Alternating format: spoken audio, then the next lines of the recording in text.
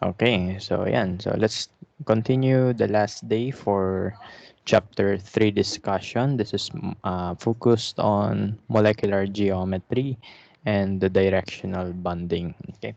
So for this day, we're going to check how molecules are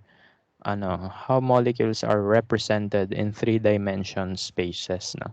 Because last time, tignan niyo yung mga drawing ng molecules natin.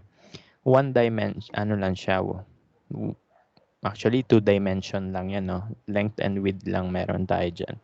So, two dimensions lang yung drawing natin. So, boring, no? Kasi hindi naman ganyan yung itsura ng molecules. Because we live in 3D world, so kailangan 3D din dapat yung drawing ng ating molecules, no? Okay.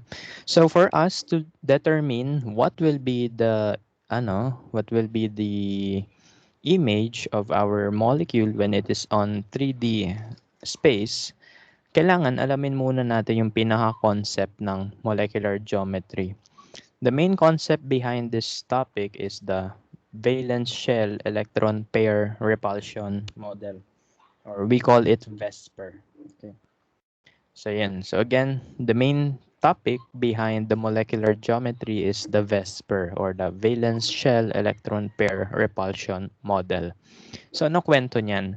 According to VESPER, it tells us that the shape of the molecule can be predicted by determining the optimum position of your terminal atoms around the central atom. So kailangan alamin daw natin kung ano yung optimum position ng ating terminal atoms sa central atom. Bakit kailangan nila i-organize yung sarili nila? In order to minimize the electron pair repulsion. Okay. Remember that terminal atoms ay atoms, and ano yung nasa labas ng atom? Electrons, di ba? Ano mangyayari if magkatabi yung dalawang atom? There could be repulsions, okay? So pwede mag-repel yung dalawang atoms because of the electrons around them. So according to Vesper, in order to minimize that repulsion, the atom must orient inside, bulol ako. The atom must orient itself in 3D space, no, to minimize that repulsion. Okay. Bakit uli nagre-repel yung atoms? Kasi may electrons tayo. So gusto ng molecule mabawasan yung repulsion, so may 3D molecules tayo. Okay? So yan. So ano yung mga shapes ng ating molecules, no? So there are 5 general shapes ng ating molecular geometry. So may 5 general shape tayo in determining the geometry of our molecules. So the first one, 5 ba? Okay. 6 ata, I don't know. Tignan na lang natin. Okay, so the first one will be the linear. So we have a linear geometry when we have a central atom and 2 terminal atoms, no? In order to minimize that repulsion, kailangan they must be separated in 180-degree angle. So dito na natin gagamitin yung link na binigay ko sa inyo sa chat box natin. Okay. So this is an atom. This is the central atom, yung nasa gitna, and yung nasa paligid ay yung terminal atoms. If you have 2 terminal atoms sa iyong central atom, the optimum angle between them is 180 degrees. Bakit? Kasi kapag pinagtabi mo yan, ano nangyayari? Nagre-repel yung atoms. Okay. So yun yung sabi ng Vesper. To minimize that repulsion, the terminal atom must be at 180-degree angle if we have 2 terminal atoms sa ating molecule. Okay? So yan. So this geometry is called the linear geometry. Okay? So again, kailan tayo nagkakaroon ng linear geometry? When we have two terminal atoms. Okay? What if tatlo yung ating terminal atoms? What will be the shape? So this is the shape when we have 3 terminal atoms around the central atom. This is called the trigonal planar geometry. Bakit trigonal planar? Trigonal kasi ito ay triangle. Planar kasi yan ay flat. Okay? So kung naka-browser kayo, pwede sabayan nyo ako sa paggalaw-galaw ng molecules dito. No? May link na naman sa chat box natin. Okay? So kapag tatlo yung terminal atoms mo, ano meron? You have a trigonal planar geometry. The optimum angle of separation of your terminal atom is 120 degrees. Kasi kapag less than that, ano nangyayari? Nagre-repel yung ating terminal atoms.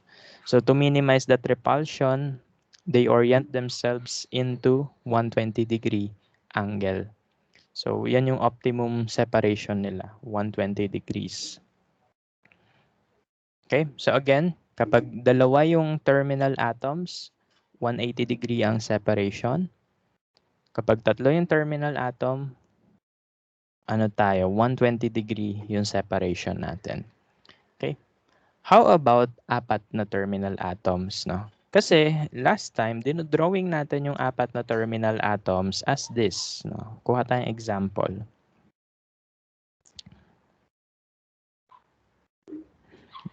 Now, for example, ito, apat yung terminal atom dito. Di ba mapapansin nyo, 90 degrees yan pag ganyan. Okay? So, ang problem dito kasi, 2-dimension to. No? Hindi to 3D space. So, ibig sabihin, mali tong drawing natin na to. Okay, so kung gusto natin to gawing 3D, then, ganito yung itsura ng ating atom with 4 terminal atoms. So, dagdagan natin ng terminal atom yan. So, this is the shape of the atom with 4 terminal atoms. Ang tawag dito ay tetrahedral geometry. So, ano yung itsura ng tetrahedral geometry? So, isipin nyo, microphone stand. Itong tatlo, yung legs ng microphone. Ito yung sa taas yung microphone mismo. So, ganun yung tetrahedral geometry. That is the optimum angle of separation for all the terminal atoms. No? So, yan yung optimum angle of separation nila, 109.5 degrees. Okay. Kasi kapag pinagdikit mo sila, what will happen to the molecule? They will start repelling each other. Yung mga terminal atom, magre-repel sila sa isa't isa. So, ito yung optimum separation nila, 109.5 degrees. So, ang tawag sa geometry na to ay tetrahedral. No? So, yan. Yan yung tetrahedral. Again, isipin nyo, microphone. Ito yung tatlong legs. Ito yung microphone sa taas. No? Okay, so para siyang microphone stand. Okay? What if 5 na yung terminal atom natin? Suppose, ano na to? Expanded octet. 5 na yung terminal atoms natin. Ano yung magiging itsura ng molecule? So if we have 5 terminal atoms, this will be the geometry of our molecule. This is called trigonal bipyramidal. Okay? Trigonal kasi we have a triangle here at the base. Ito yung triangle. Bipyramidal kasi dalawang triangle na pyramid yung magagawa natin. Okay? So, ito, visualize natin. So, ito yung triangle na base. Asan yung first pyramid? Itong papunta sa taas. Itong triangle pyramid na yan sa taas. Yan yung first triangle na pyramidal natin. O yung isa, yun nasa baba. Okay, so kaya bipyramidal yan kasi dalawang pyramids magagawa natin na triangle ang base. So this is the base, triangle. Dalawang pyramid magagawa natin. That's why it is called trigonal bipyramidal. The optimum angle of separation for the terminal atoms for a trigonal bipyramidal molecule is 90 degrees vertically, and then horizontally, that's 120 degrees. Okay? So, ganun yung separation nila. Vertically, again, ayusin ko lang tong drawing na to. So, vertically, the separation is 90 degrees. Pero, horizontally, ang separation nila ay 120 degrees. So, parang ano to, mixture siya ng, ng 90 and 120 degrees. No? So, yun yung kanilang optimum angle of separation. Kasi kapag less than that yung angle of separation nila, look at what will happen sa molecule. 'Di ba? Nagre-repel sila. Okay. So in order to prevent the repulsion, the atoms will orient themselves in 90 degrees and 120 degree angle separation. So on the vertical axis, 90 degrees yan. On the horizontal axis, 180 degrees yung separation. Okay? So yan ay kapag 5 yung terminal atoms natin. What if 6 na? Ito na yung last, 6. So kapag 6 na yung terminal atoms natin, ang tawag na sa geometry niya ay octahedral. The other term for this is square bipyramidal. Okay, so square bipyramidal or octahedral. No? Baka kasi may makita kayo sa quiz na square bipyramidal, octahedral din yan. Okay? So, paano siya naging square bipyramidal? Look at the base of our molecule. So, yung base, meaning nun, yung nasa horizontal axis. So, anong shape magagawa natin dito sa 4 na atoms na yan? That is square. Let's look at it. Okay, mula sa taas, top view, may square tayo. Pero side view, ayun, kita mo pa rin yung square. Okay, so bakit to square bipyramidal? Kasi you have a square base and you can create 2 pyramids out of this. Ano yung dalawang pyramid? Yung pyramid with a square base wherein the vertex is up here and the other is yung nasa baba. So yan. So that is square bipyramidal.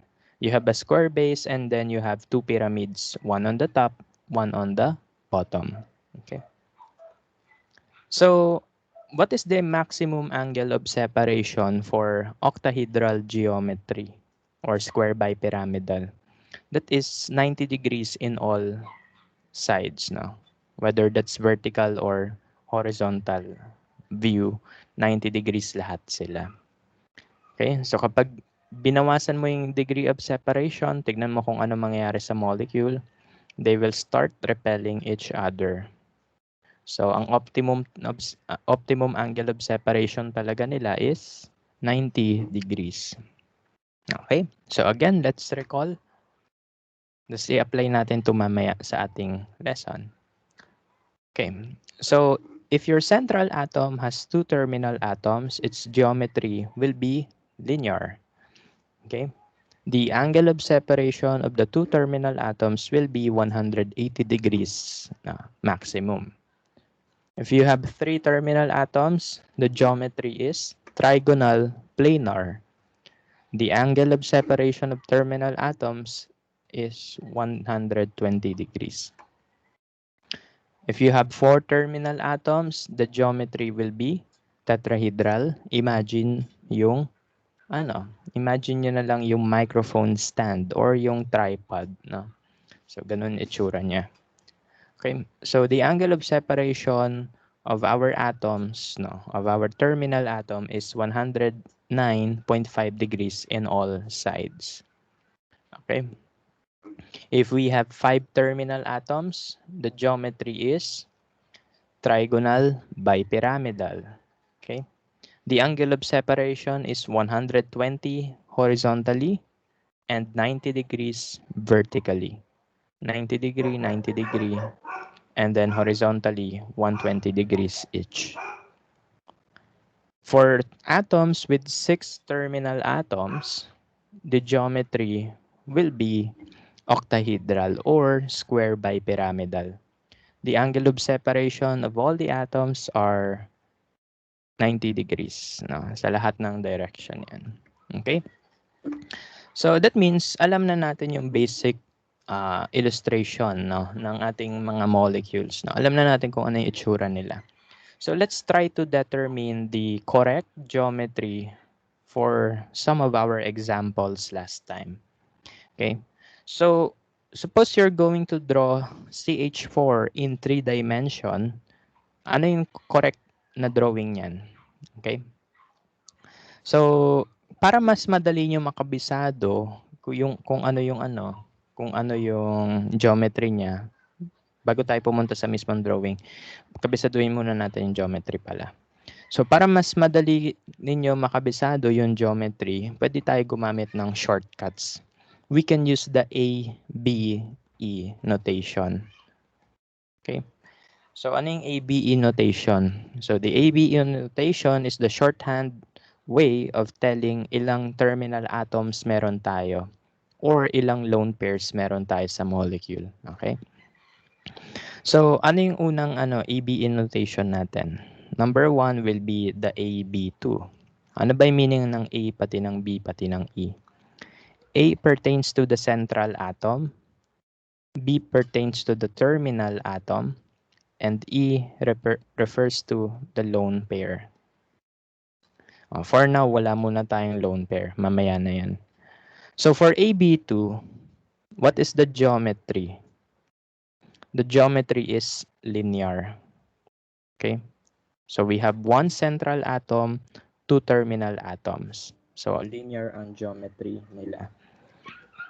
Paano yung illustration yan? So you have the A in the middle, and then your terminal atoms are on each side separated at 180-degree angle.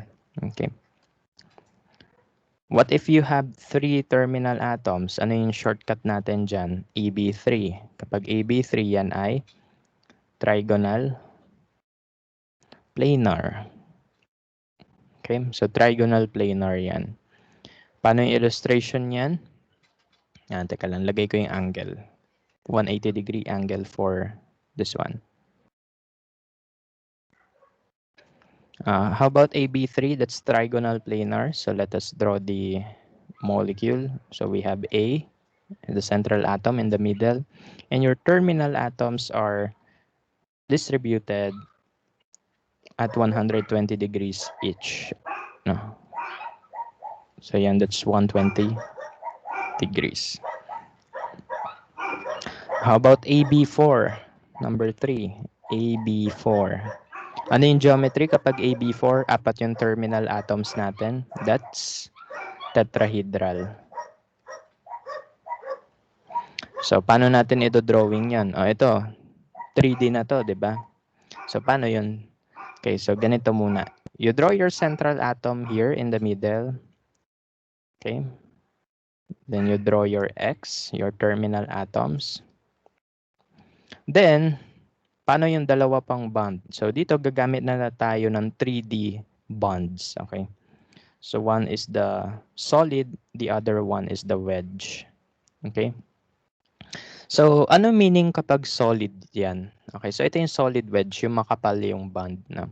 So, ibig sabihin kapag solid wedge, that is pointing towards you. Okay, so kunwari ito yung, ito yung screen nyo. This X is pointing towards you. Okay, so nakatutok yan papunta sa inyo. Yung dash naman, that is pointing away from you. Okay, so let me visualize that with my, with my geometry kit. No? Teka lang. Let me construct AB4.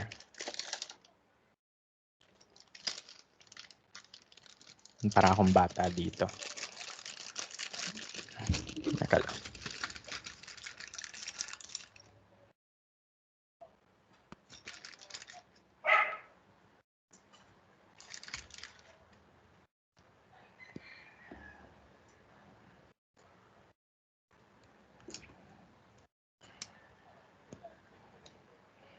Ayan, so na-construct ko na yung AB4 tetrahedral. Let me share my screen.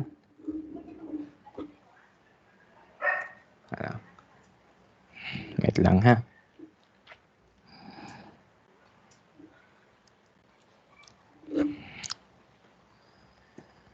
Ayan, so hello. Ayan, dito. Ayan, ganito ko na lang.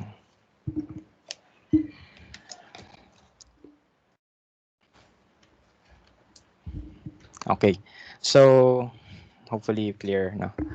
Ito yung itsura ng molecule for AB4, no? So you have the central atom here, itong black, and then the terminal atoms ay yung mga white. So suppose the plane, yung papel natin ay ito. Okay, yung plane, yung ating screen ay ito yung flat surface niya. So ito yung single lines lang. Notice that for tetrahedral, one bond is pointing towards you, the other is pointing away from you. So itong bond pointing towards you, we symbolize it with the solid wedge. Okay? Yung solid wedge, yun yung makapal na bond na nilagay ko kanina. So kapag ito nakapoint sa inyo, yun ay solid wedge. Itong nasa likod naman, ito ay dashed wedge. No? So that is pointing away from you. Okay, so again, zoom in natin. Ayan, ito yung molecule natin. One bond is pointing towards you, so that is a solid wedge. Itong bond sa dulo, itong nasa likod, that is a dashed wedge. That means it is pointing away from you. Okay. So, ganun lang. Balik ulit tayo dito. So, that's how we can represent the AB4 geometry. Okay. So, teka lang. Ayusin ko ulit. Pwede rin natin gamitin pala ito, no? Bawasan natin. Okay. So, ito yung ating screen. Ito yung flat surface niya. One is pointing towards you. Solid wedge yon. The other is pointing away from you. That is dashed wedge. Nasa likod yan ng screen. Naka-point. Okay? So, ganun. So, that is how we draw this. No? This is the solid wedge. Ito yung pointing towards us. Dashed wedge. Ito yung pointing away from us. What's the angle of separation of our bonds? No? So, the angle of separation of our bonds in all direction is lahat yan ay 109.5 degrees. Okay. Let's have number 4. We have the AB5. So kapag AB5, limang terminal atoms, ano uli yung geometry natin dyan? That's trigonal bipyramidal. So ano itsura nun? So on the horizontal axis, you have the triangle, then isang atom sa taas pati sa baba. Paano ko i-drawing yan? Ganito lang po. You have your central atom there. Yung dalawa sa taas, isulat mo na. Then on the horizontal axis, doon ka maglalagay ng tatlong atoms. So yung isa, single line muna. And then, paano yung dalawang atoms? Okay, you can represent the one atom as the solid wedge. Teka lang. Okay, so ito yung solid wedge. And the other atom is the dashed wedge. So, asan yung trigonal dito? Ito yung triangle. Triangle talaga. Ito yan yung triangle. Okay. Asan yung bipyramidal? So, ito yung unang pyramid. Ito yung pangalawang pyramid sa baba. Okay. Hopefully, na-i-imagine nyo. No? Ulitin natin. Okay, so you have your central atom here. Mag-draw ka ng tatlong normal line. Lagay mo yung mga terminal atoms. Then yung dalawang sobra, dito sa horizontal line mo yun ilalagay. So yung isa naka-solid, yung isa naka-dashed. So that means ito yung triangle base ng ating pyramid. Okay. So ito yung first pyramid sa taas, second pyramid sa baba. Okay. So what is the angle of separation? On the vertical axis, that is 90 degrees. On the horizontal axis, that's 120 degrees. So, ito yung 120 degrees. Yan. Tapos, ito yung vertical axis, yung 90 degrees. Okay?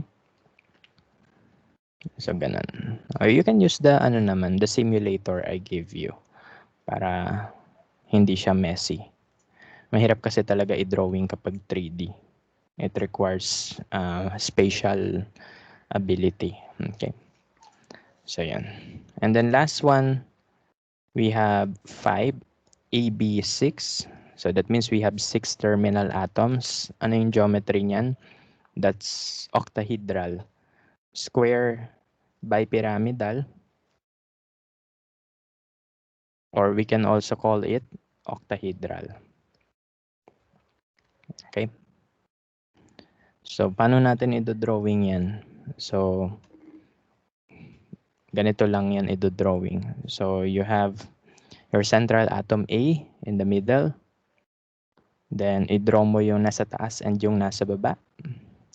Then, yung sa horizontal, you have 4 atoms there. Okay? So, paano natin i-drawing yan? Balik ako sa simulator natin.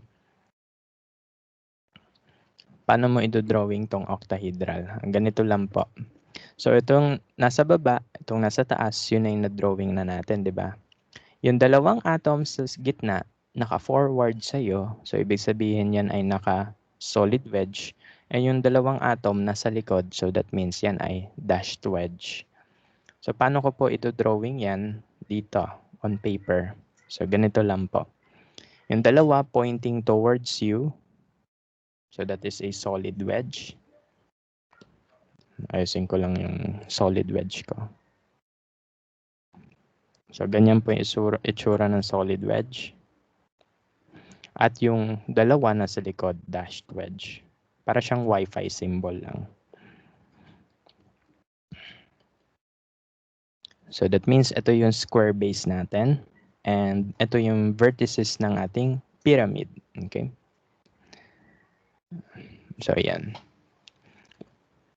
Okay, so those are the 5 basic geometries, no, wherein lahat ay terminal atoms so far. Okay.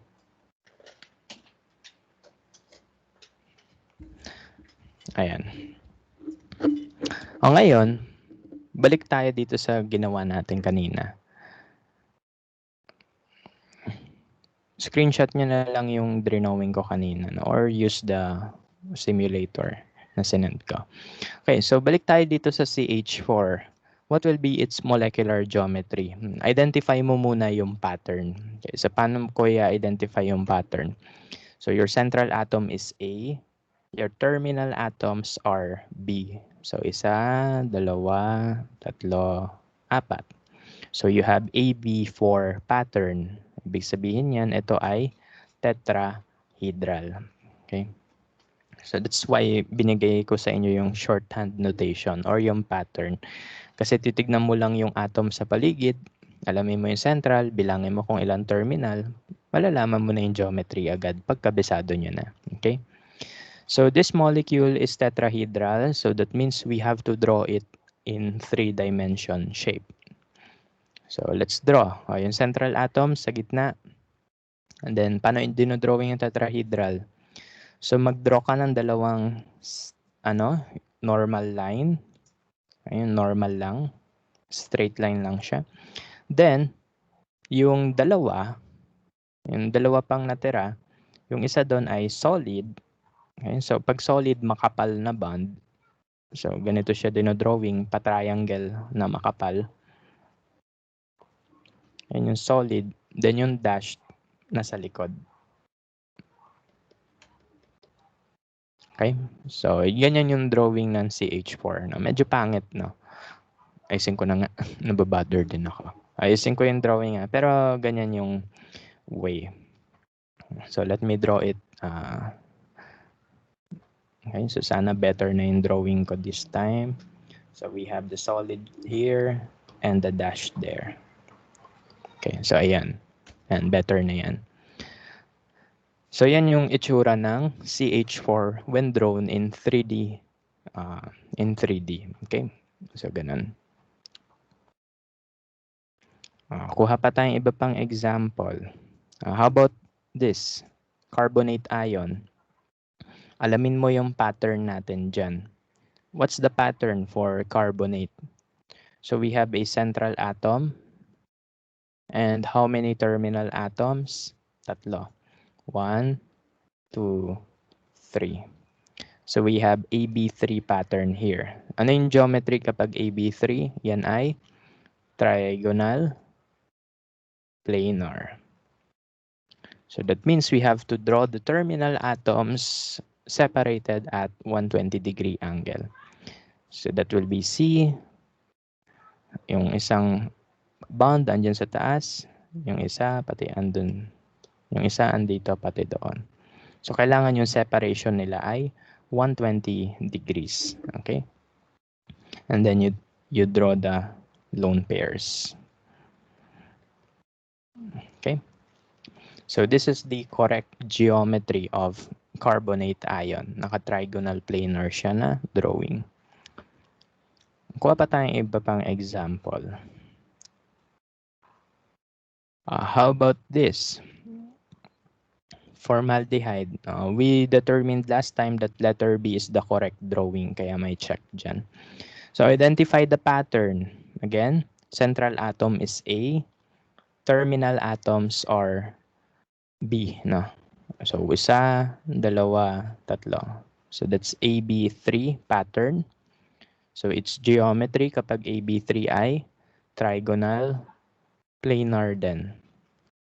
So the correct drawing for this molecule will be C double bond O, then you have the H separated at 120-degree angle. So yan yung correct drawing niya. Tingin pa tayo. Ano pa kaya pwede? Ito, ALI3. Drawing ko na yung correct pattern. Kasi ito ay AB3. Isang central atom, tatlong terminal atoms, AB3. So kapag AB3, trigonal planar. So yan, na-drawing ko na yung correct structure niya. BF2. Ano yung pattern natin dyan? AB2. So this is the central. We have two terminal atoms. So yan ay linear. Ayan, tama na yan. Okay, so ganun lang. Ano pa pwede natin gawin? Identify naman natin yung steric number. Steric number. Ano yung steric number? So steric number refers to the number of atoms or lone pairs attached to the central atom. That means inaalam lang niyan kung ilan yung nakakabit sa central atom regardless if it that's nabulol ako, wait lang. So aalamin natin kung ilan yung nakakabit sa central atom regardless kung yan ay atom or lone pair. Okay? So, aalamin lang natin kung ilan yung nakakabit sa central atom. For AB2, the steric number is obviously 2. Okay? Kasi dalawa yung terminal atoms natin. Dalawa yung nakakabit sa central atom. How about for AB3? What's the steric number? Dalawa din. Okay? I mean, tatlo pala, sorry. So, tatlo yung steric number natin for AB3 pattern. How about AB4? Di apat, no? Apat yung nakakabit sa central atom. AB5, 5 yung steric number natin. Then lastly, AB6, ang steric number natin ay 6. From the steric number, we can actually determine the hybridization of the central atom. Okay? So yung hybridization, ma-discuss natin yan in-depth pagdating natin sa last chapter ng subject na to. Okay, so for now, isipin na lang natin that steric number corresponds to the hybridization of the atom. Okay? So if you have the steric number equal to 2, the hybridization is SP. No? Yan yung kanyang hybridization, SP hybridized.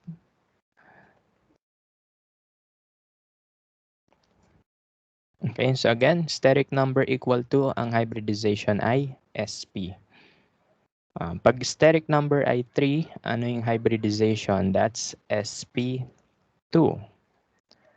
Okay. Kapag 4 ang steric number, ano yung hybridization? SP3. Okay. And then, pag 5 yung steric number, ano yung hybridization? That will be SP3D. Okay. And then lastly, pag 6 yung steric number, ano yung hybridization? That will be SP3D2. Okay? Nasa ano nyo kasi to? Nasa pre-lab worksheet yung hybridization. Kaya din i-discuss ko. Although, dapat sa last chapter pa yan. Okay, so again, depending on the steric number of your molecule, there is a corresponding hybridization. No? So, ano ba yung hybridization? Hybridization is yung pagsasama-sama ng orbitals to create the molecule.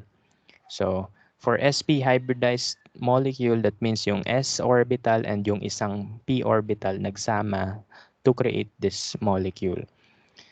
Kapag sp2 hybridized naman, isang s orbital, dalawang p orbital na nagsama. So, you have sp2 hybridization.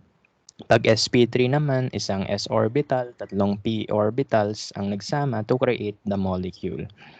And then sp3d, so isang s, tatlong p, isang d orbital na nagsama to create the molecule.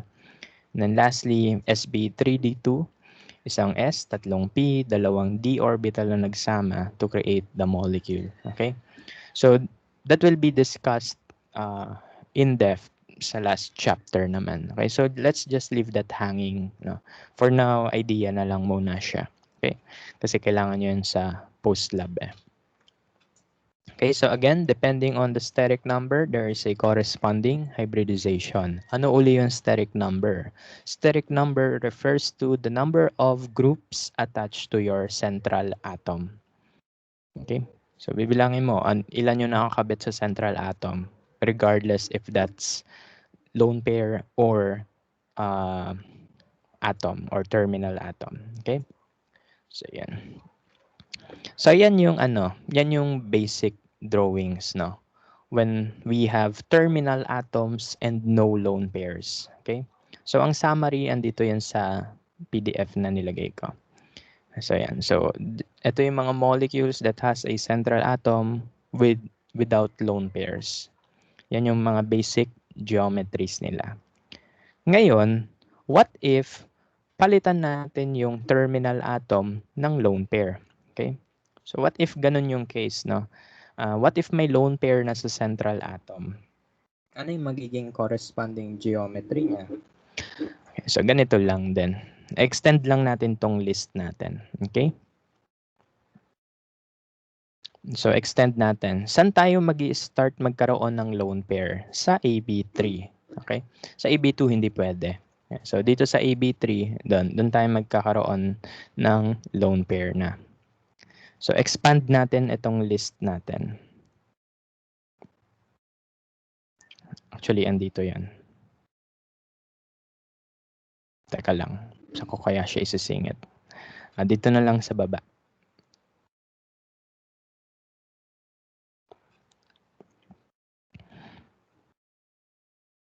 Buti na lang hindi tayo naka-blackboard. Kasi pag naka-blackboard tayo, ulit tayo from the top.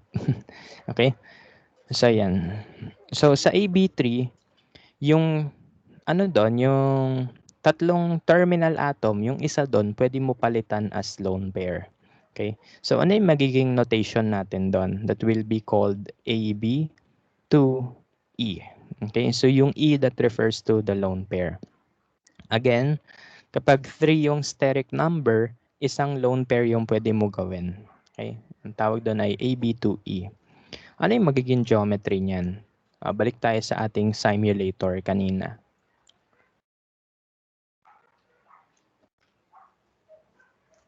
So, balik tayo sa simulator. Ito.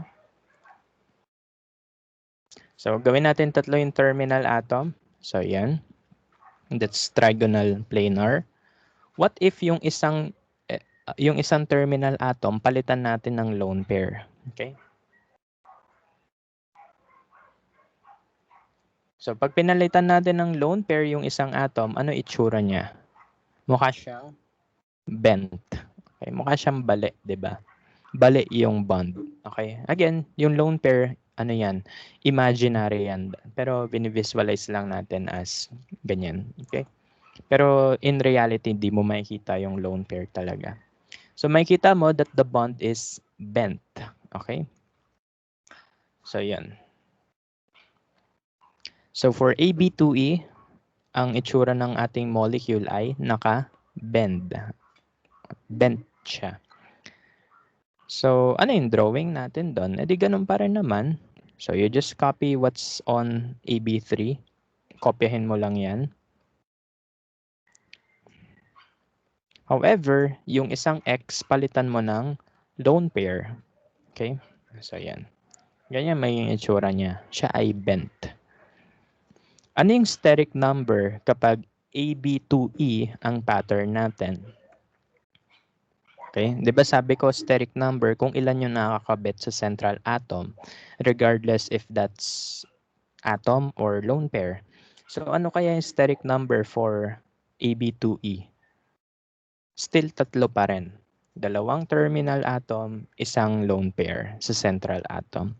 So still 3 yung steric number niyan. So that means its hybridization is still sp2. Okay? So ito ay derived from AB3. Okay? So ginawa lang natin sa AB3, yung isang atom, binaklas natin, ginawa nating lone pair. So what will happen to the angle? Okay? Kasi 'di ba for AB3 that's 120 degrees. How about for AB2E? The angle is still around 120 degrees. No. Okay, so still around 120 degrees 'yan. Okay. Pero less than 120 in reality, no. Okay. Bakit? Kasi yung lone pairs bulky yan, no. Malaking bulk yan. Kaya nga yung illustration dito ay malaki siyang bulk. Okay. So yan. So around 120 degrees yan, pero in the reality less than that yung angle na yan because of the lone pair. Bulky kasi yung lone pairs kaya it will occupy bigger space. Okay? So again, for AB2E, the geometry is bent. This is the pattern pag magdo-drawing kayo, and the angle is 120 degrees, about 120 degrees. Okay? So yan yung first drawing natin with a lone pair on the central atom. Again, central atom lone pair yung pinag-uusapan na, hindi terminal atoms. Wala tayong pake doon eh. So central tayo nagfo-focus. Ngayon, let's proceed. From AB4. From AB4, we can remove up to 2 terminal atoms para maging lone pair. So, pwede tayong magtanggal ng hanggang 2 terminal atoms para yan ay maging lone pair. So, ano yung magiging corresponding geometries nila? Ganito yon. So, una, gawin natin, magbaklas tayo ng isang atom, gawin nating isang lone pair. So we will have AB3E. Kapag yung isang terminal atom ginawa nating lone pair, so magiging format niyan ay AB3E. No? Okay. So ano yung magiging itsura nun? So imagine nyo itong tetrahedral, bawasan mo siya ng isang bawasan mo siya ng isang bond, gagawin mong lone pair yon. Ano magiging itsura nun? Balik tayo sa ating simulator. So clear muna natin. So this is the tetrahedral, di ba? Ayan. So that's the tetrahedral. What if yung isang bond dyan, gawin kong lone pair? Gawin natin yan. Ano yung itsura niya? Ang cute niyan, di ba? Okay, so that is called the Trigonal Pyramidal. Okay? So when you have AB3E, tatlong terminal atom, isang lone pair, ang geometry niya ay Trigonal Pyramidal. Asan yung trigonal? Teka lang. Sinusulat ko lang. Asan yung trigonal? Itong triangle sa baba. Okay. Bakit pyramid? Kasi tignan nyo, naka-pyramid shape siya. Para siyang tent, di ba? So yan, this is the triangle base, then naka-bulk siya pataas. So the drawing or the geometry is trigonal pyramidal. What will be the angle of separation? Around 109.5 pa rin, no? Around that, no? Or less, no? Ganun yung ginagawa talaga. Around 109.5 or less, no? Kasi again, lone pairs are bulky. Malaki yan masyado. So pwede niya i-push itong atoms pababa.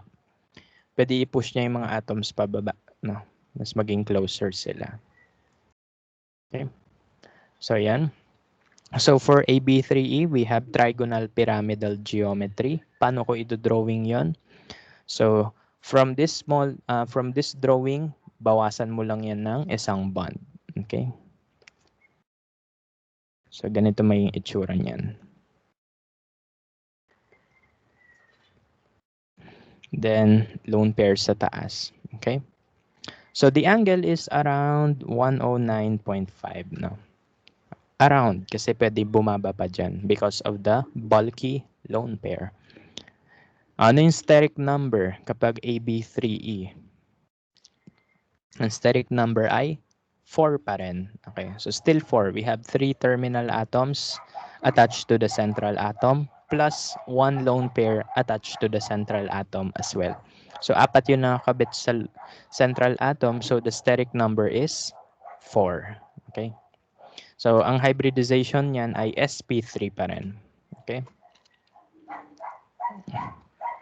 Ngayon naman, from tetrahedral uli, yung isa pang bond gawin nating lone pair.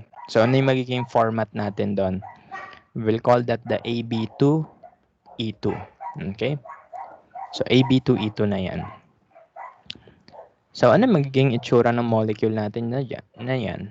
Balik ulit tayo sa simulator natin. So, ayan. We have 4 terminal atoms here. Then, gagawin natin yung dalawa, gagawing lone pair. Baklasin natin yung dalawang bonds, gawin natin yung dalawang lone pair. What is the geometry of our molecule? It is bent uli, no? But with 2 lone pairs. Okay, so bent uli siya. But this time, dalawa yung lone pair. Okay? So, yan yung magiging geometry natin dyan. Paano ko i-drawing yun dito? Again, geometry is bent. Paano natin siya i-drawing? Edi simple lang. Gawa ka lang ng bent. Okay? So, you have bent here. Yan. Ito yung isa pa. And then you have 2 lone pairs on your central atom. What is the angle?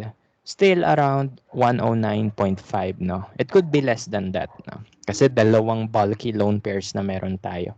Pwede nila i-push yung atoms kasi closer. Pwede nila i-push yung mga yon closer. Okay, still, the steric number is 4 and the hybridization is sp3 for bent. Okay, for Ab2E2. Papansin nyo, dinidescribe natin yung shapes ngayon. Mamaya, magsisynthesis tayo. So, itong mga examples na to, aalamin natin yung geometry nila, so on so forth. Okay? So, for now, describe muna natin lahat ng shapes, ha? So, chill muna kayo dyan. Okay, so yan. Ayan na yung mga versions na nagawa natin. So, from AB2, AB3, tapos yung sa AB3, yung isa doon, ginawa nating lone pair. So, we have AB2E. Ang geometry niya ay bent. The angle is around 120 degrees. Okay, so for AB4, from tetrahedral geometry, pwede mo tanggalin up to 2 bonds para maging lone pair. So, if you have AB3E, ang kanyang geometry ay trigonal pyramidal. If that's AB2E2, yan ay bent. No? The angle is around 109.5 but less than that in reality because lone pairs are bulky. Okay. Let's proceed to the next one. Okay. We have AB5. Okay. So dito sa AB5 or sa trigonal bipyramidal, we can remove up to 3 electrons. We can remove up to 3 bonds para maging lone pairs. Okay? So, ano-ano yung mga derivatives ng AB5? I need some space dito sa baba. So, urong ko lang to sa baba. So, ano-ano yung mga shapes na pwede natin magawa from AB5 by removing atoms and gagawin silang lone pair. So, ito, tatlo yung pwede natin magawa from this.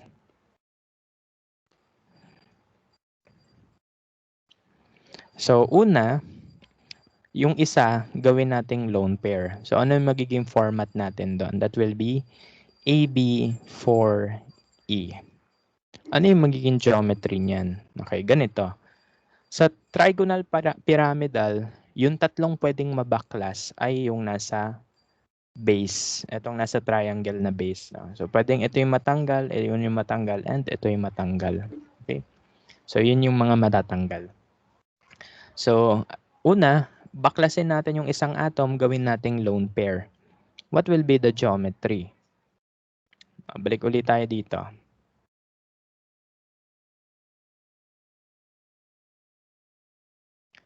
So, let's start with ito. We have the trigonal bipyramidal. Yung isa dito sa horizontal, papalitan ko ng lone pair.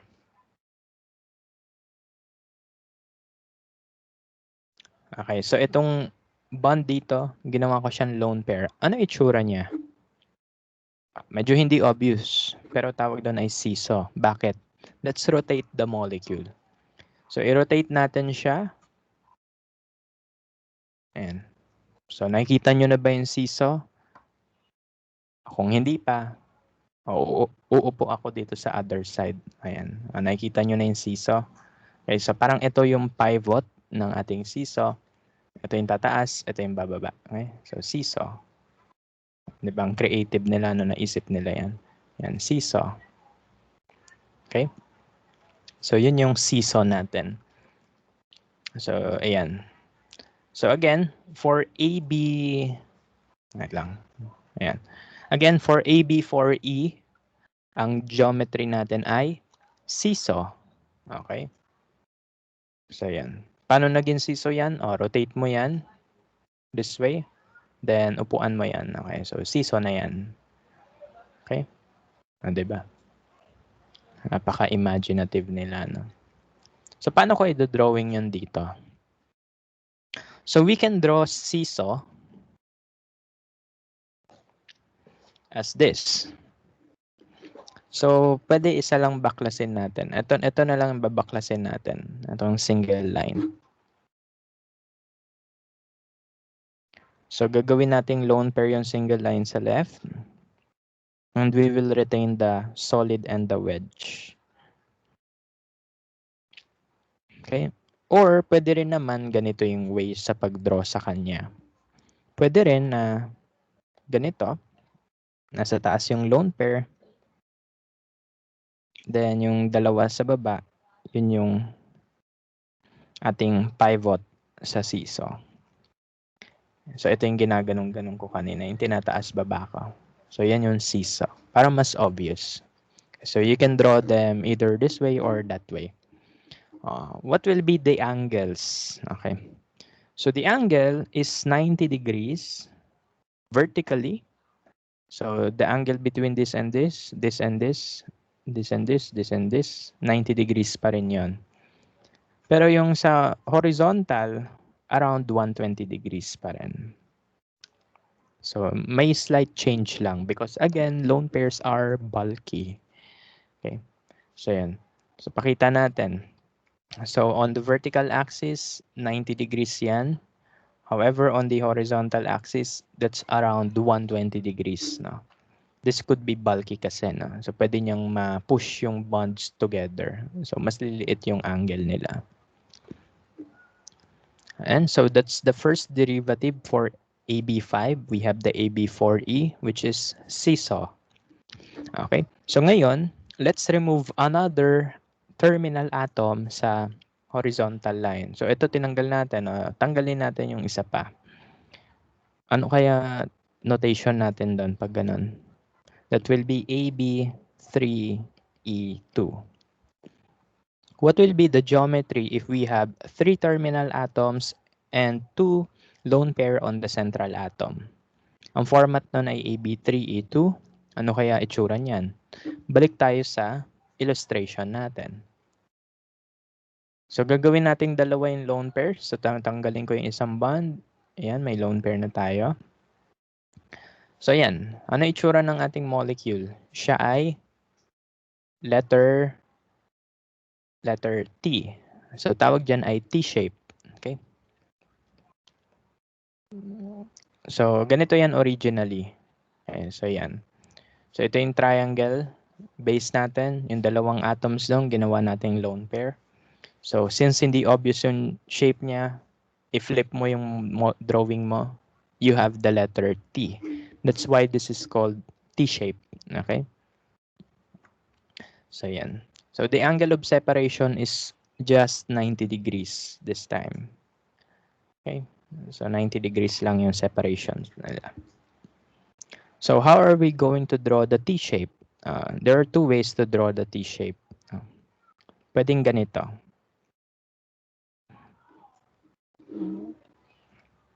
Okay, so yun yung dalawang lone pair mo. Bilugan ko. Yan. Yan yung dalawang lone pair mo. Or, you can draw it in a letter T fashion. Kayo bahala. Kayo naman yung magdo-drawing eh. So, yan. What's the angle of separation? That is around 90 degrees now. Last one. The last modification for AB5 will be kapag tatlo yung lone pair. So, saan yung tatanggalin natin? Again, yung tinatanggal natin ay yung nasa horizontal. Itong triangle sa horizontal line. So, gawin natin tatlo yung lone pair. So, mangyayari ang format ng ating equation ay AB2E3. So, we have three lone pairs, two terminal atom. What will be the geometry? Punta tayo dito. So, originally, ganyan yan, di ba? Trigonal Bipyramidal. Itong isa, gawin nating lone pair. What is the shape? That is linear. Linear na siya uli. With three terminal atoms, with three lone pairs on the central atom. Okay? So that is linear. Okay? With three lone pairs on the central atom. So sulat natin, this will be linear with three lone pairs on the central atom. So pwede mo na lang yan i-draw horizontally like this. Okay? So ganyan yung pag-draw sa kanya. Ano yung angle of separation? Obviously, 180 degrees na lang yan. Okay? So the angle of separation between the two terminal atoms will be 180 degrees. Okay? So what is the steric number kaya for the three? For AB4E, AB3E2, AB2E3, ano kaya steric number dyan? 5.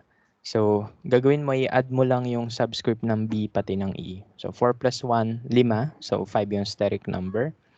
3 plus 2, 5 din. So, 5 yung steric number. 2 plus 3, 5 din. So, 5 yung steric number. So, that means all of them has a hybridization of sp3d. Okay? So, yan yung derivatives ng AB5 natin. Again, saan yung binabaklas nating lone pair? Yung triangle sa gitna. And then last one, we have number 6. Okay, so for number 6, we have Ab6 Octahedral. So we can remove up to 2 lone pairs here. Hanggang dalawang terminal atoms pwede natin baklasin para maging lone pair. So gawin natin yon. So from AB6, gagawa tayo ng AB5E. So yung isang terminal atom, ginawa nating lone pair. So ano yung maging itsura nun? Ganito yan.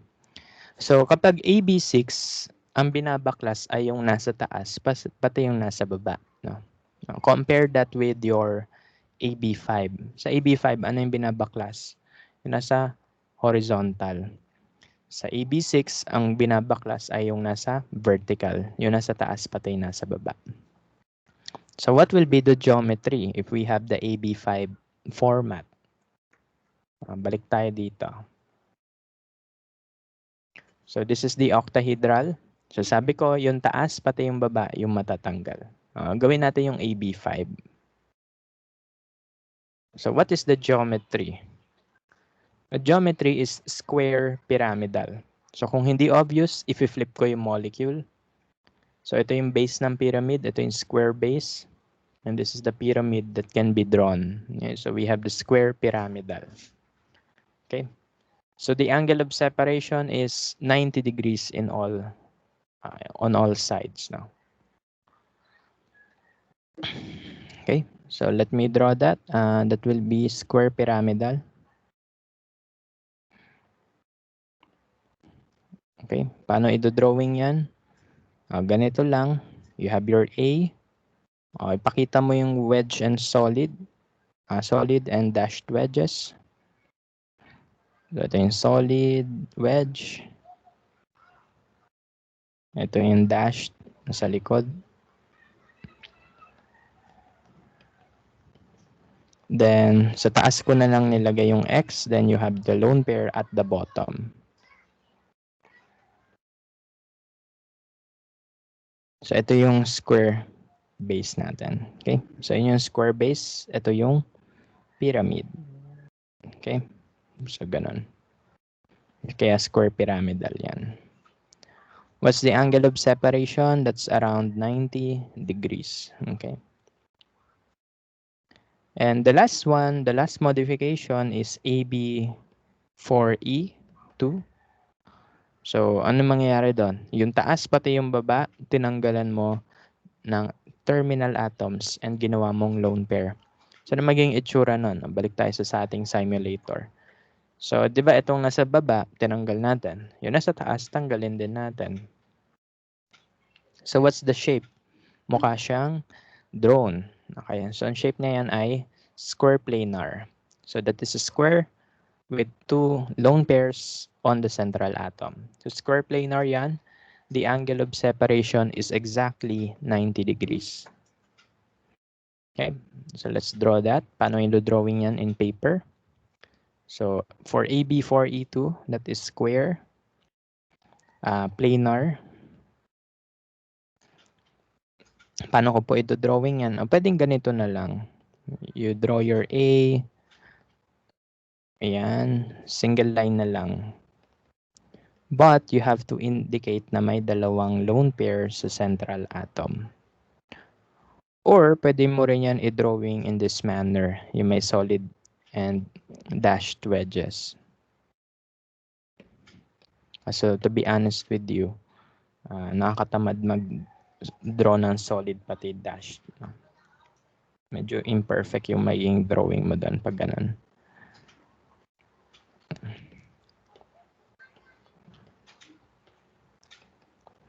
So yan, pwedeng ganyan. Then you show your lone pairs on the top and on the bottom. So the angle of separation is 90 degrees. So what's the steric number for all of this? No? So for AB6 and its derivative, ang steric number ay 6. So the hybridization of the central atom is sp3d2. Okay. So ganun. So ito, quick recap. Okay. So ABE notation, it tells us the number of central, the number of terminal atoms, and the number of lone pair attached to the central atom. So first drawing natin, AB2, that's linear. The angle of separation is 180 degrees. Steric number is 2. Hybridization is sp. For AB3, that's trigonal planar. Steric number is 3. Hybridization is sp2. The angle of separation is 120 degrees. O sa AB3, yung isang bond, gawin mong lone pair. So you have the AB2E. No? So that's bent geometry. The angle of separation is 120 degrees. Steric number is still 3 and the hybridization is still sp2. Ayan. Ayan, basta, ayan, alam nyo na. Medyo dried na yung lalamunan ko. Okay, so yan. Siguro bigyan ko kayo ng copy nitong drawing ko after the class na lang. Send ko yung screenshot after the class para may reference kayo. Okay, so ganun na lang. So yan, so let's practice. Using the idea of molecular geometry, let's try to find, lipat ko lang to. So using the idea of molecular geometry, let's try to find the correct structure for the following molecules. Okay?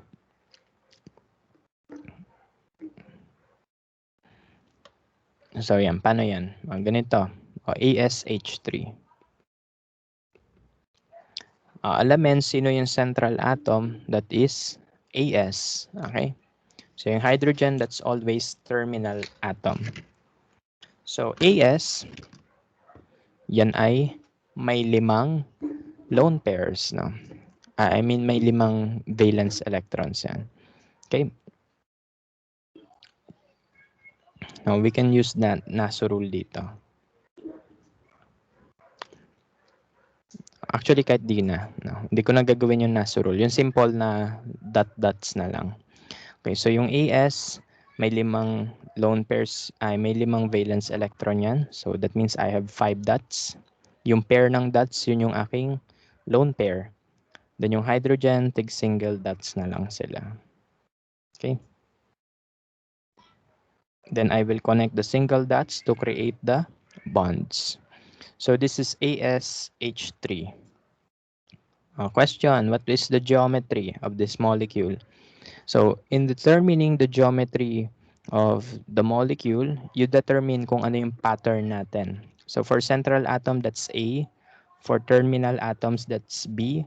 So we have tatlong B, AB3. And then for the lone pair attached to the central atom, that's E. So AB3E. Ano yung geometry kapag AB3E? Tingin kayo dito sa ginawa natin. AB3E.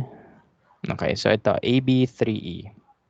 The geometry is trigonal pyramidal and you have to draw it in this manner. Okay? So, yun yung final drawing niya. So, urong ko lang siya dito.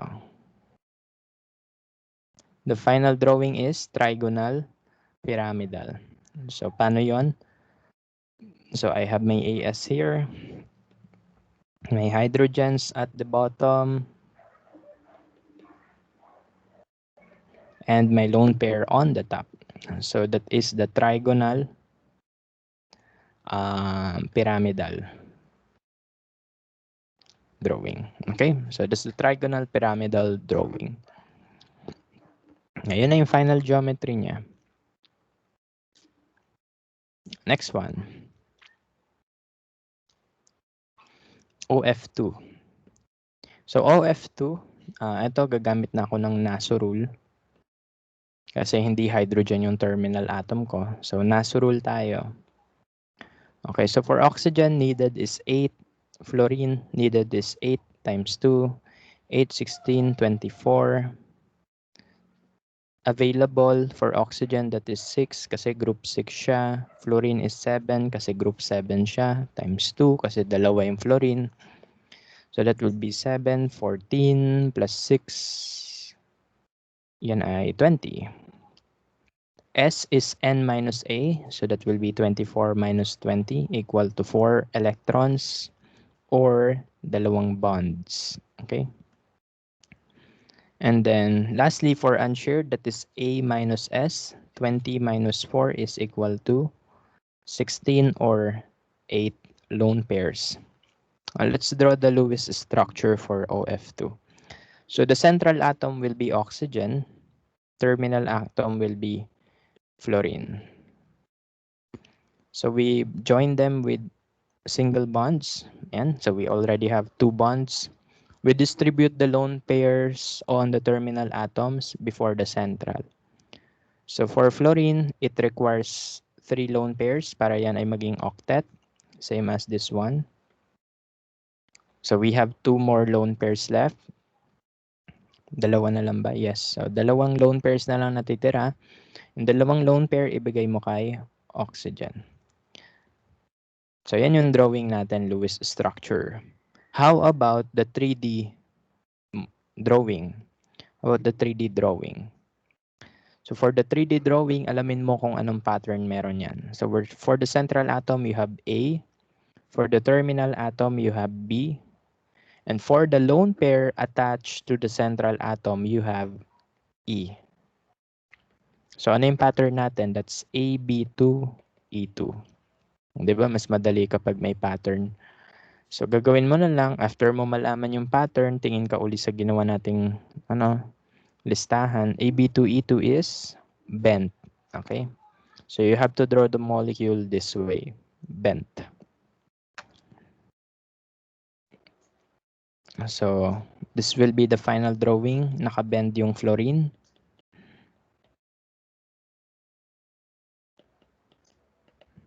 Then you have the two lone pairs of your oxygens. Okay, so the geometry is bent. Let's try some more. AlCl4.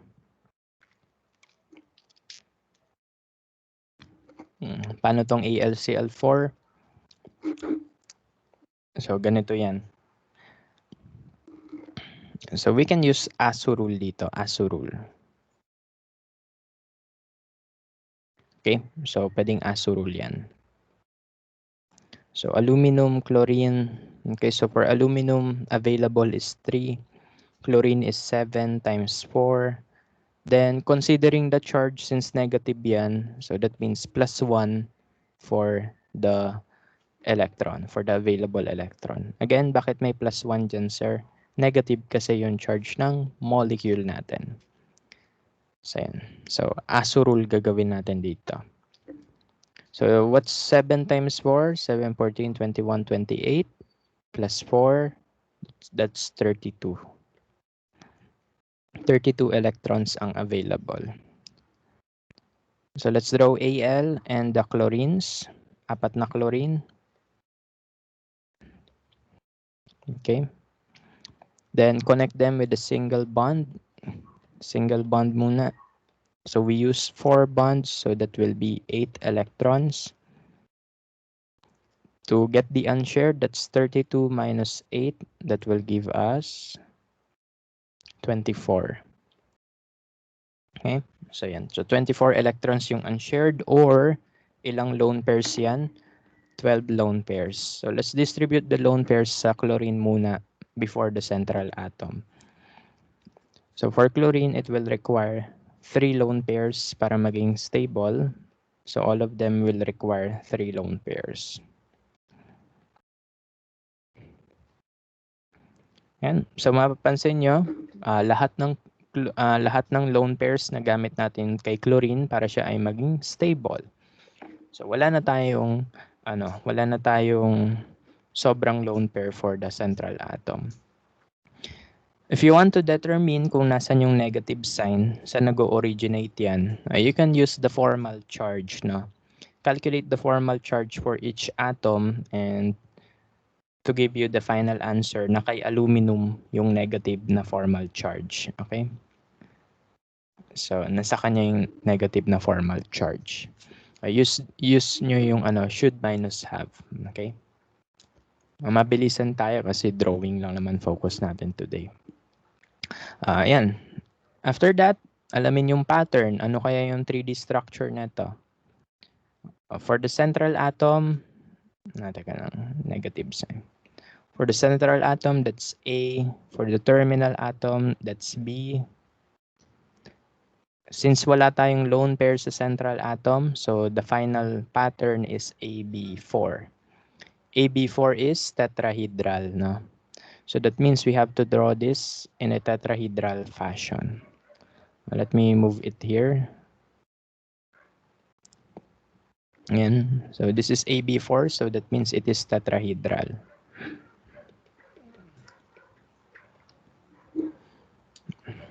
Ayan, madadevelop nyo rin yung ganito kabilis na drawing kapag nag-practice talaga kayo na nag-practice. No? So let's draw tetrahedral.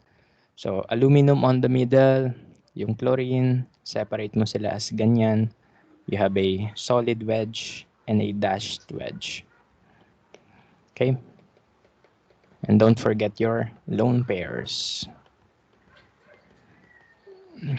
And the negative formal charge for aluminum. Okay? So that's the drawing, the 3D drawing for aluminum, AlCl4. Aluminum tetrachloride ion. Next one, we have I3 minus. Okay, so for I3 minus, we can use the ASO rule. This is expanded octet, no? So ASO rule lang tayo dito.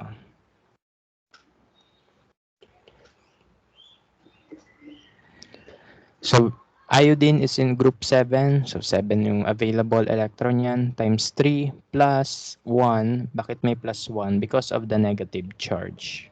Okay? So plus 1. So that will be 7, 14, 21 plus 1, 22 electrons available for sharing. Then you draw the skeleton, iodine, iodine, and iodine. So sino yung central atom? Yung iodine pa rin. Okay. Huwag nyo ita-triangle yan ha. Mamaya gawin yung triangle yan. Mali yun. So you create the bonds for iodine. Ayan. Single bonds lang muna. So ilang bonds na gawa mo? Dalawa. That's equivalent to 4 electrons. For unshared, that is A minus S. So that's 22 minus 4. That's equal to 18 electrons or 9 lone pairs. So we distribute the 9 lone pairs sa terminal before the central. So yung sa labas na iodine muna. So this will require 3 lone pair para maging octet. Same as this one. 3 lone pair para maging octet.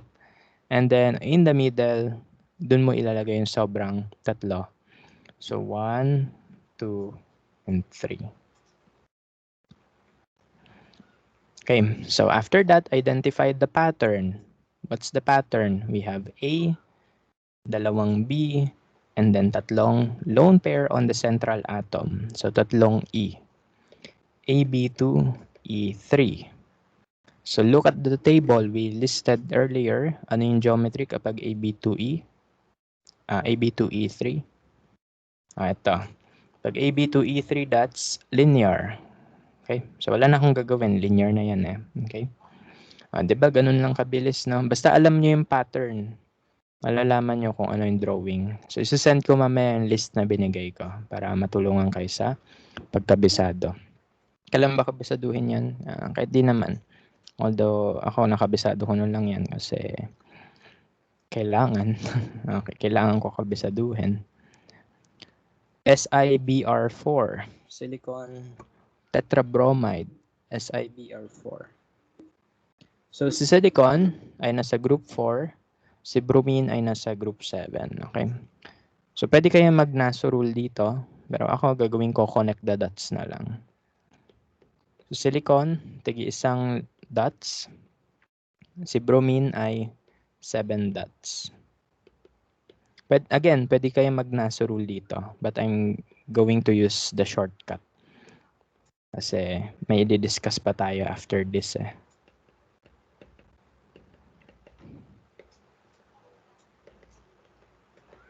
Okay, so yan. Then you connect the single dot of bromine and silicon to create the chemical bond. So this is the Lewis structure for silicon tetrabromide. Identify the pattern. A for the central atom, silicon. For the 4-bromine, that's B. So that's AB4 pattern. So that means it is tetrahedral. So to draw the final structure, okay, so kagaya ng ginagawa natin kanina pa. So 2 normal lines, 1 solid, 1 wedge.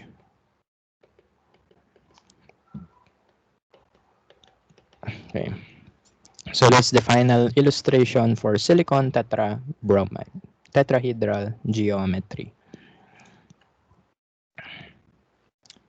CS2, carbon disulfide. Okay, so for CS2, pwede ka mag-NASO rule dito, pero I will use the shortcut na. So again, kung nag-NASO rule kayo, ako nag-shortcut, we will still end up with the same illustration. Okay? So, and may di-discuss pa kasi tayo. No? Kaya, yan, medyo yan, dinadalian ko siya. Okay, so for silicon, you have 6 Yeah, you have 6 valence electrons. For carbon, you have 4 valence electrons. So I will just connect the dots now. Connect the dots para makuha yung kanyang structure. So we have S, double bond C, then another S. So what's the pattern? So that's AB2. That's AB2, that is linear. So wala na akong gagawin, AB2 na yun eh. So as is na yung drawing dyan. Okay? So ganun lang. And then lastly, NO3. Nasagutan na natin ata tong NO3. Pero gawin pa rin natin para ma-recall tayo. So for NO3, check nyo. Violation ba yun ng octet rule or not? Okay, sa pag nitrogen yan, pwede yan maging odd electron. So gawin mo yung nasa rule. So for nitrogen, oxygen, then for the charge, okay. So needed ni oxygen 8 octet rule yan. Oxygen is also 8 octet rule yan times 3. 8, 16, 24, 32 electrons needed. Available for nitrogen, that's 5. Oxygen is 6 times 3. And the charge is plus 1. Kasi negative yung charge natin, so plus 1 electron yan. So all in all, this will be 24 electrons. Shared, that's N minus A. 32 minus 24 is 8, or 4 bonds. And then unshared, that's 24 minus 8, that's equals to 16, or 8 lone pairs. From those info, ilagay mo na yung structure mo. So on the central atom, you have nitrogen, oxygens on your terminal atoms. Connect them with single bonds first, then saka ka mag-double bond.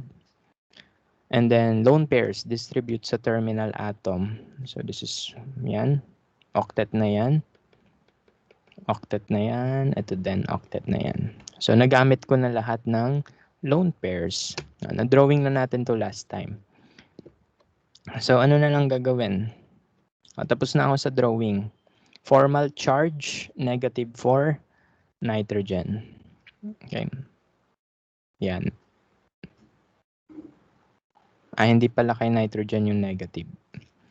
Positive si nitrogen, negative for both oxygens on the other ends. Okay. Nga pala. Naalala ko lang yung sinagutan natin last time. Okay. So, yan yung mga formal charges nila. Finally, aluminium pattern. So, ano yung pattern natin?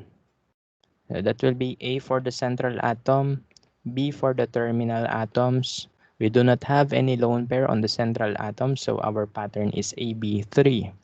Kapag AB3, ano yung geometry niya? Yan ay trigonal planar. Okay, so that's trigonal planar. So, drawing natin yan.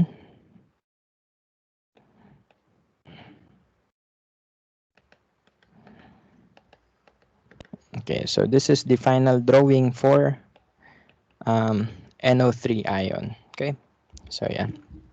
Okay, so we're done with the actual discussion na talaga, no? So, yung i-discuss ko na lang onte, no, ay yung yung kailangan natin gawin sa inyong experiment guide, no. So, ganito lang. Buksan natin uli yung experiment guide natin.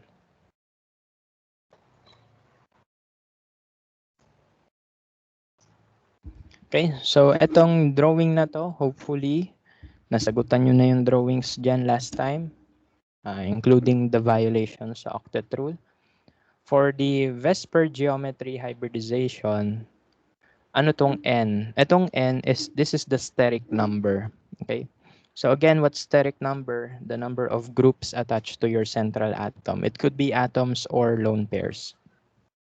Vesper geometry, yun yung bent, linear, trigonal planar, T-shape, seesaw, etc. So depending on your pattern, you can get the geometry. Hybridization. So you indicate kung sino yung central atom and you state the hybridization. Paano mo malalaman yung hybridization? Alamin ang steric number. Di ba, pag may steric number equal to 3, ang hybridization nun ay sp2.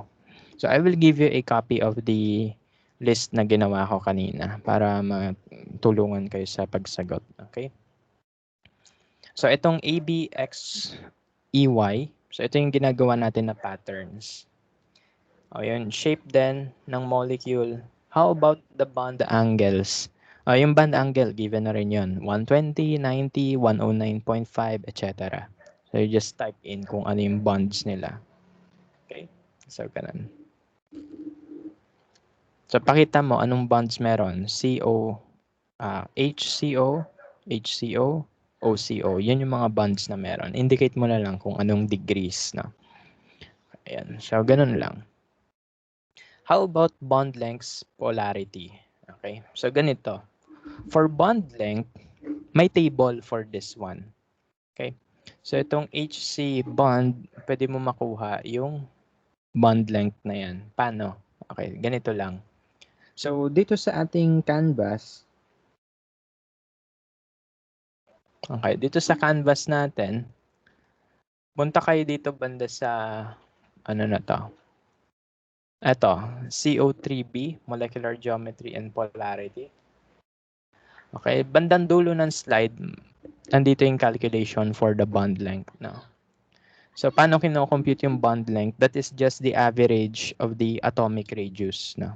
Ng dalawang atoms na magkatabi. So, ito yung mga atomic radius ng atoms.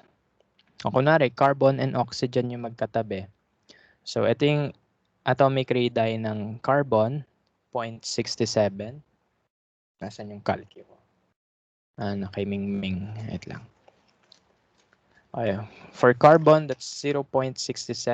Yan yung atomic radius niya. How about for oxygen? That's 0.48. Anong gagawin mo doon? Kunwari, C and O magkatabi, you get the average. No? So that's C and O divided by 2. Atomic radius nila divided by 2. You will get the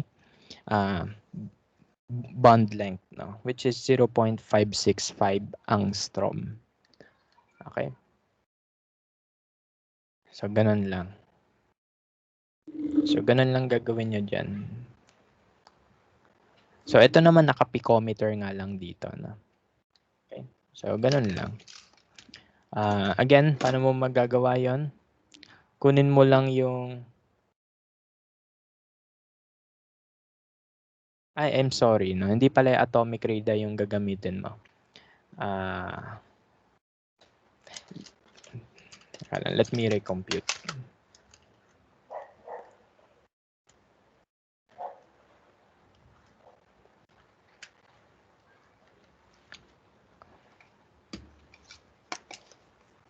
Atomic radii nga. So, use your atomic radii na lang. Okay? So, yan. So, yan. Atomic radii ang gamitin nyo na lang. Okay? So, medyo maraming sinasolve dyan, no? Ayun lang. Kasi wala tayong magagawaan dun kasi sa worksheet, eh. So, ganun lang. To compute the bond length, that is just the average of the atomic radii. Or pwede naman ito. Tignan nyo na lang dito. Nakalista na naman. So, ito na lang gamitin nyo. Okay? So, ganun. Yan lang.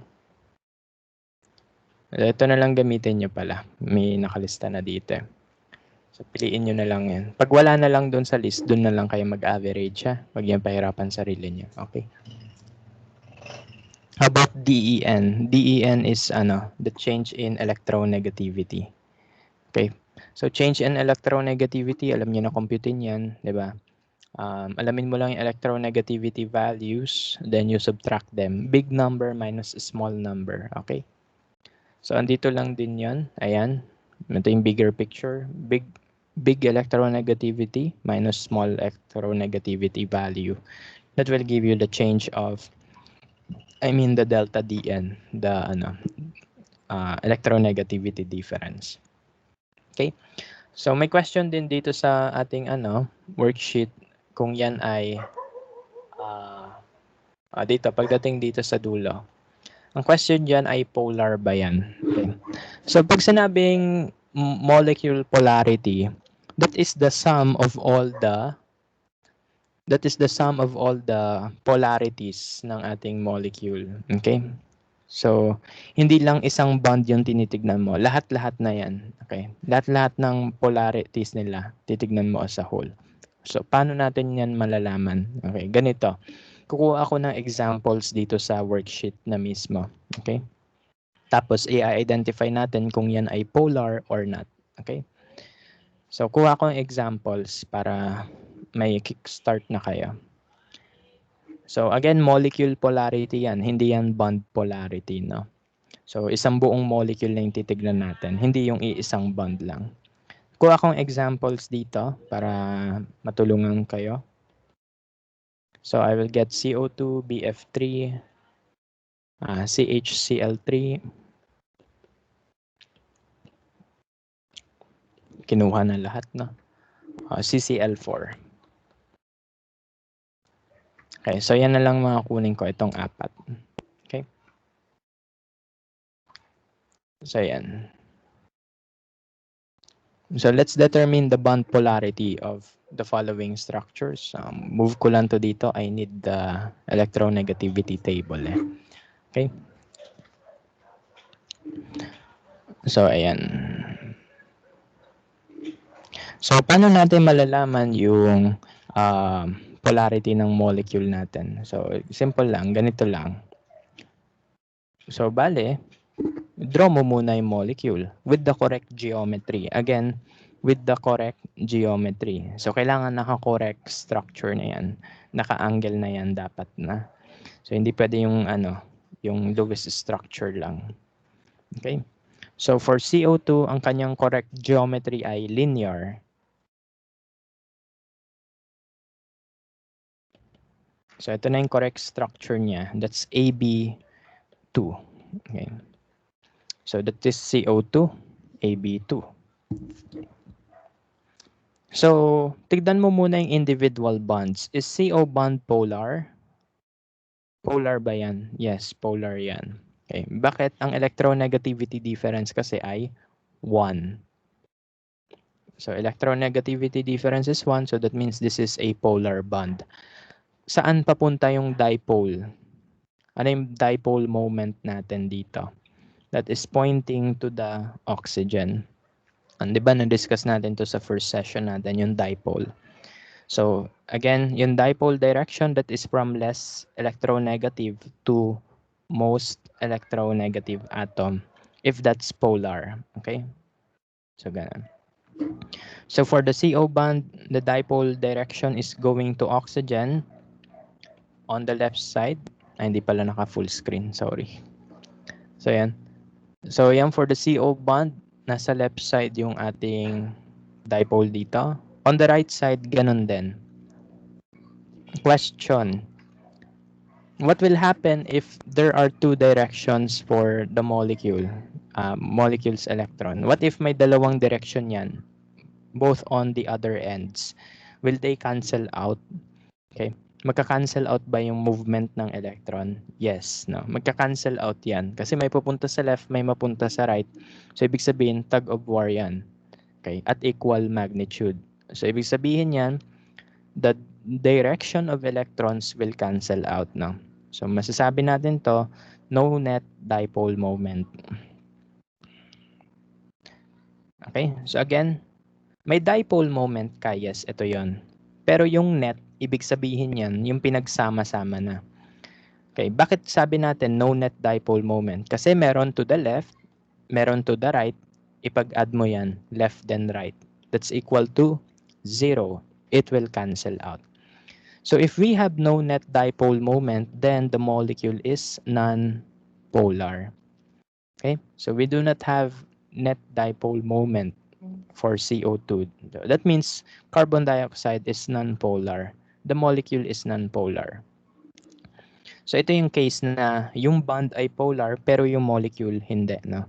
Okay, bakit ganon? Kasi pwede mag-cancel out yung direction ng electrons, no? Kunwari, may papunta sa taas, may papunta sa baba, ika-cancel out yun lahat. Okay? So ganon. So that means CO2 is nonpolar. How about BF3? So I will draw the correct structure for BF3. So ito na yung correct structure niya. Ang question, is boron-fluorine bond polar? Tignan natin. So using the electronegativity table, boron is 2, fluorine is 4. So electronegativity niya ay, ang difference ay 2. Actually, ionic na pala to, no? Pero let's say polar na lang kapag ionic yung nakuha yung electronegativity value. Okay? So let's say this is polar, okay? So saan yung direction ng dipole starting from boron? Okay, so from boron that's papunta kay oxygen. So may papunta kay fluorine, may papunta kay fluorine diyan, meron din dito and meron din doon. Okay? So what will be the net dipole moment?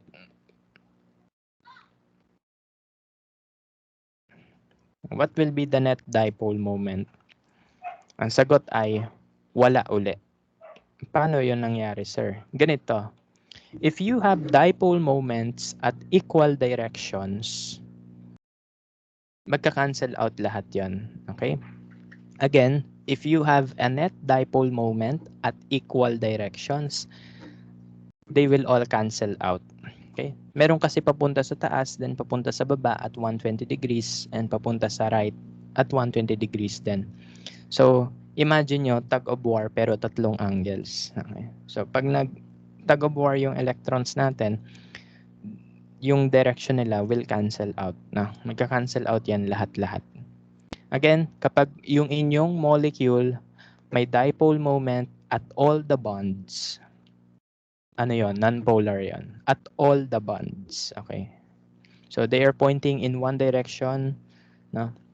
Sa isang molecule. So, ano yung one direction nila dito? Papunta lahat sila kay fluorine. So, kapag ganun yung case, non-polar agad yan. Okay? So, again, kapag ang inyong bonds, iisa yung atom na pinupuntahan ng electrons at all the bonds ng molecule mo, non-polar agad yan. So, non-polar kapag ganun. Magka-cancel out lahat ng dipoles nila. How about CHCl3? Okay? So, CHCl3, let me draw the correct structure. Basically, may sagot na kayo sa inyong quiz. Ay, sa inyong sa inyong module tuloy sa inyong worksheets, no? So let me draw CHCl3. This will be the correct structure for CHCl3. Ayan. Ayusin ko lang yung angles.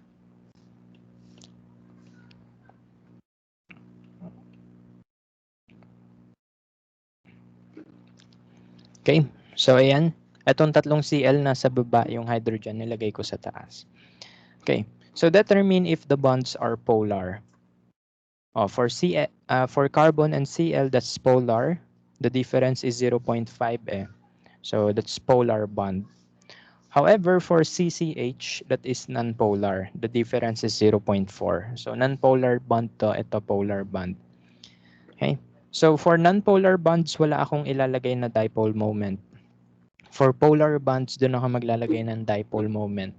Question, saan papunta yung electron ni carbon? Papunta kay chlorine. Okay, so that is the dipole moment for this bond, and for that bond.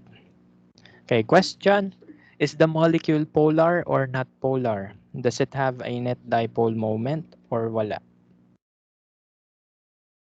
Ang sagot ay, meron siyang net dipole moment. And that means siya ay polar. Kasi meron siyang net dipole moment. Paano ko nalaman yun? Ganito. Di ba sabi ko sa inyo kanina, Kapag yung iyong molecule, iisa yung direction ng lone pairs, iisa yung direction ng dipole moment, magka-cancel out lahat yon. For our example, for CHCl3, lahat yan papunta kay chlorine. Pero yung sa taas, walang direction pataas eh.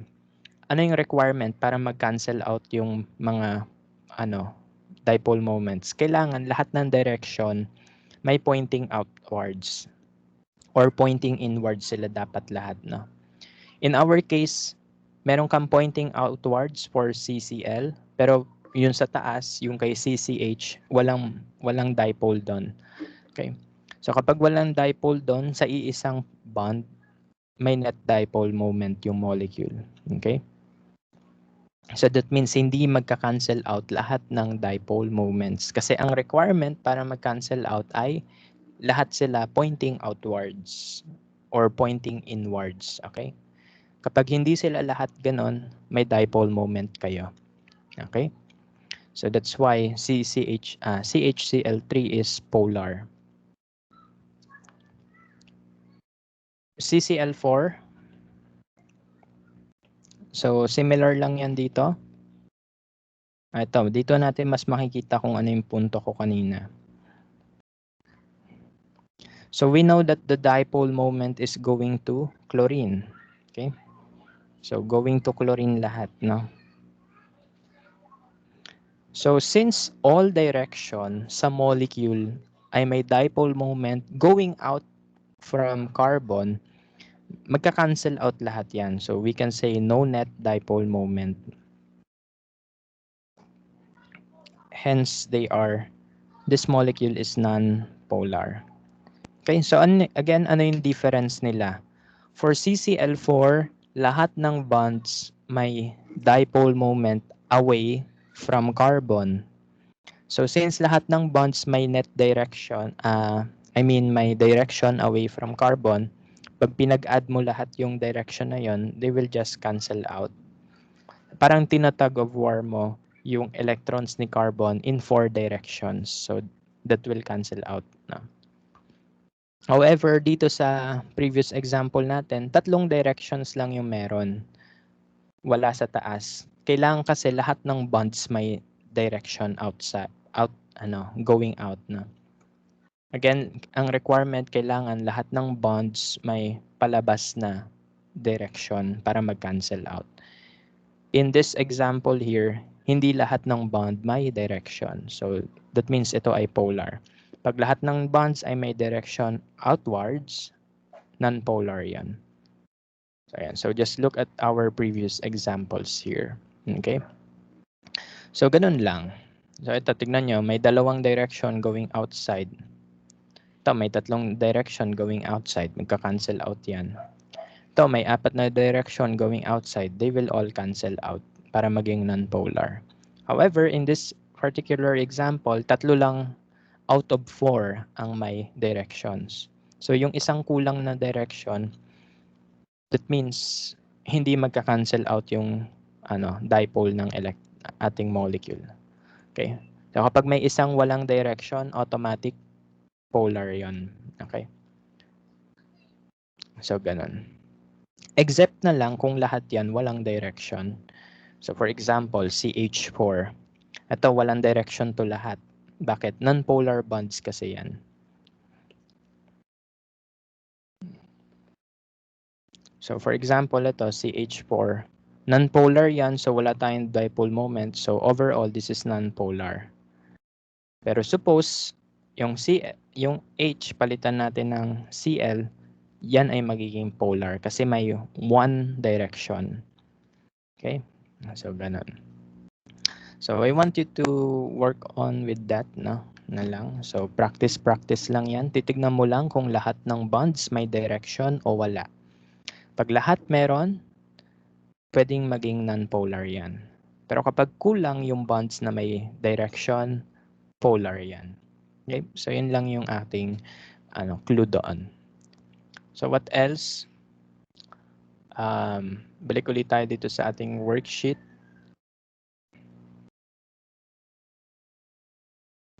Yun lang ata, no? Yung chemical formula, na drawing nyo na yan, gawin nyo na lang 3D din. So, gawin yung 3D. Steric number, alam nyo na kung paano bilangin yan. Bilangin mo kung ilan nakakabit sa central atom, including the lone pairs. Vesper geometry, may corresponding geometry pag alam nyo yung ABE pattern natin. Paano po yung bonds? Kunwari ito, trigonal planar to. Ibig sabihin nun, 120 degrees yung angles nila. Lahat yan. No? Yung HCO, OCO, 120 yan lahat. No?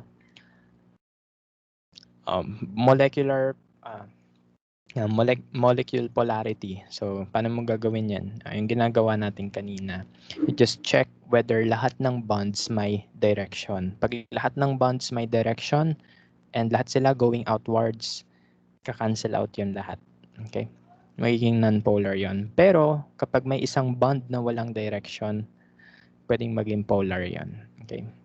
So, ganun lang.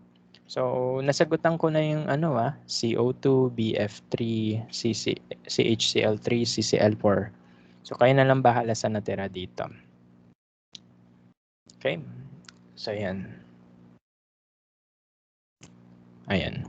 So, for your further reference, pwede nyo makita yung ibang answers dyan dito sa CO3B PowerPoint. Okay? So, pwede i-download nyo to. Andito yung ibang mga answers sa ating worksheet. No? So, the reason lang ba't di natin ito ginagamit is that ang daming nakalagay. No? I don't like PowerPoints with too many words. Okay? So, yan. So, ganun lang. Pero anyway, andito yung mga answer dun sa ating worksheet. No? So, paki-check na lang ito. Pwede ito yung gawin yung reviewer. Okay? So, yan. Ayan. So, ayan. 2 hours na pala. No? So, that will be all for today. Again, so good luck with answering your worksheet. Medyo medyo maraming gagawin ha. Pasensya na. Dati pa kasi yung worksheet dito sa FEU. No? Pero hopefully, ma-practice nyo yung mga ganong idea para pagdating ng quiz and sa exam, mani na lang sa inyo yung pagsagot ng molecular geometry problems. Okay? So, it will take time para mas makabisado nyo yung molecular geometry problems. So, that will be all for our session today. Teka lang. May questions. When po deadline ng experiment 3? Next week na lang. Kasi, hindi nyo naman ma-accomplish yan agad ngayon. No? Yan. So, ang deadline yan will be next week, Saturday. So, para you have plenty of time to answer them. 3D structure na, sir. Bali, ganito gagawin nyo. Dito sa... Asan yun? Ito, di ba sa first column, you have the drawing here. You draw the Lewis structure. And Lewis structure lang. Okay. So, walang 3D dito sa first column. Okay. So, yan. Kahit hindi na kayo mag 3D na drawing. Lewis structure lang kasi kailangan naman. Okay. Ang problem kasi with 3D drawing, baka mamaya mahirapan kayo sa wedge or dash. No? Although you can try, pero ang ilalagay nyo sa worksheet ay yung Lewis structure lang. Hindi 3D. Ha? So, dito nyo na lang ilagay kung anong shape. No? Hindi na necessary i-drawing. Kasi baka mamaya mas magulo yung mas magulo ka sa pag-draw. No? So, yan. Lewis structure lang, not 3D. Ang need lang natin ay yung geometry lang. Okay? Pakisabi na lang sa ibang wala. No? Unti lang naman tayo parate. No? So, that's okay lang naman sa akin. No? Basta pasabi na lang sa iba yung mga announcement. Ha? Okay? So again, a copy of the video will be uploaded on YouTube. No? So by next week, I will open quiz number 3. Okay? So, bubukas na ako ng quiz 3 para makapag-answer na kayo. Okay? So good luck. Have a nice weekend. No? Hopefully nice yung weekend natin. Okay, so Na resend ata ni Bianca. Anyway, so yan. So good luck. Have a nice weekend. I'll see you again next week, no? So chapter 4 na po tayo next week. Okay? So ingat. Bye-bye and stay safe as always. Ingat po.